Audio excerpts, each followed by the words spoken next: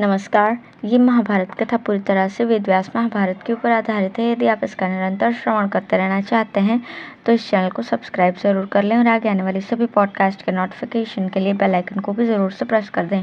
अब हम सुनेंगे प्रायश्चित योग्य कर्म, अन्न की अशुद्धि और दान के अनधिकार के विषय में स्वयंभू मनु का प्रसंग। व्यास जी बोले, राजन, इस विषय में एक पुरातन इतिहास प्रसिद्ध है। एक बार बहुत से तपस्वी ऋषि एकत्रित होकर स्वयंभू मनु के पास गए और उनसे धर्म का स्वरूप पूछते हुए बोले, दान, अध्ययन, तप, कार्य और अकार्य, इनका क्या स्वरूप है? उनके इस प्रकार पूछने पर मनु जी ने कहा, मैं संक्षेप और विस्तार से धर्म का यथार्थ स्वरूप बताता हूँ, आप ध्यान देकर सुने। शास्त्र में जिन पापों के प्रायश्चित का उल्लेख नहीं है उनकी निवृत्ति के लिए मंत्र जाप, होम और उपवास करे, आत्मज्ञान प्राप्त करे, पवित्र नदियों में स्नान करे और जहाँ प्रायश्चित करने वाले लोग रहते हों उन स्थानों में रहें। इन पुण्य कर्मों से ब्रह्मगिरि आदि पर्वतों पर रहने से, स्वर्ण भक्षण करने से, जिनमें रत्न हो उन नदियों या सरोवरों में स्नान करने से, देवस्थानों में जाने से और घृतपान करने से अवश्य ही मनुष्य की तत्काल शुद्धि हो जाती है।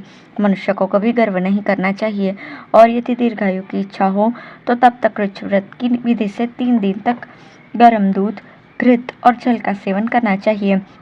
बिना दी हुई वस्तु का न लेना, दान, अध्ययन और तप में तत्पर रहना, अहिंसा, सत्य, अक्रोध और यज्ञ, ये सब धर्म के लक्षण हैं। एक ही क्रिया देश और काल के भेद से धर्म या अधर्म हो जाती है।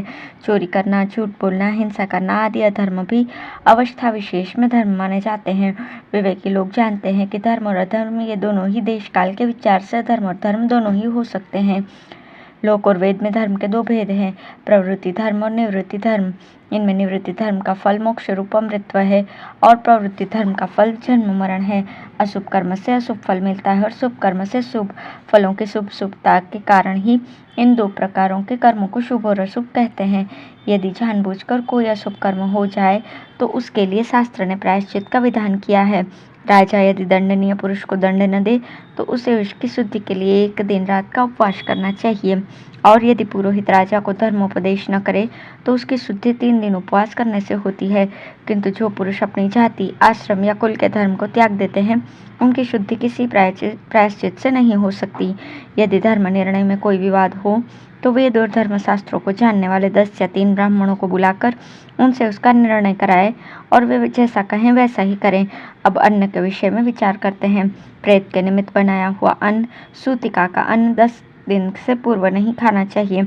इसी प्रकार ब्याई हुई गौ का दूध भी 10 दिन तक न पिए। राजा का अन्न तेज को नष्ट करता है, शूद्र का अन्न ब्रह्म तेज का नाशक है तथा सुनार और पति या पुत्रहीना स्त्री का अन्न आयु का क्षय करता है। ब्याजखोर का अन्न विष्ठा के समान है और वैश्या का वीर्य के समान। कायर, यज्ञ विक्रेता, बढ़ई, मोची, व्याभिचारिणी स्त्री, धोबी, वैद्य और चौकीदार, इन सब का अन्न भी खाने योग्य नहीं है।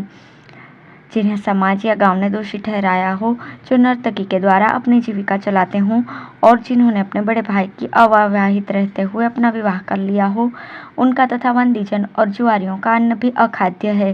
जो बाएं हाथ से लाया गया हो, जो बासी हो, जिस पर मद्य के छींटे पड़ गए हों, जो जूठा हो और जिसे कुटुंब से छिपाकर अपने लिए रखा हो, वो अन्न खाने योग्य नहीं होता। इसी प्रकार जो पदार्थ आटे, ईख, साग या दूध को बिगाड़ कर बनाए गए हों वे भी नहीं खाने चाहिए। सत्तू, जौ की खीलें और दही में मिले हुए सत्तू ये अधिक देर के हो जाने पर खाने योग्य नहीं रहते। खीर, खिचड़ी और मालपुए यदि देवता के उद्देश्य से न बनाए जाएं तो नहीं खाने चाहिए। गृहस्थ पुरुष देवता, ऋषि, अतिथि, पितर और कुलदेवताओं को नैवेद्य समर्पण करने के बाद ही भोजन कर सकता है। उसे घर में सन्यासी के समान अनासक्त भाव से ही रहना चाहिए।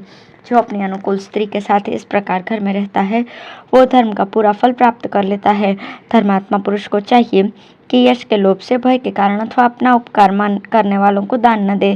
जो नाचने गाने वाले, हंसी मजाक करने वाले, मदमत, उन्मत्त, चोर, निंदा करने वाले, गूंगे, तेजोहीन, अंगहीन, भांड आदि, बौने, दुष्ट, कुलहीन या संस्कार शून्य हो उन्हें भी दान न दे। जिसने वेदाध्ययन न किया हो उस ब्राह्मण को दान देना उचित नहीं है। विधिहीन दान देना या दान लेना दोनों ही ठीक नहीं है। ऐसा करने से दान देने वाले और दान लेने वाले दोनों ही की हानि होती है। जिस प्रकार खैर की लकड़ी या पत्थर की शिला का आश्रय लेकर समुद्र पार करने वाला व्यक्ति बीच में ही डूब जाता है, उसी प्रकार ऐसे दाता और गृहीता दोनों ही नरक में डूबते हैं।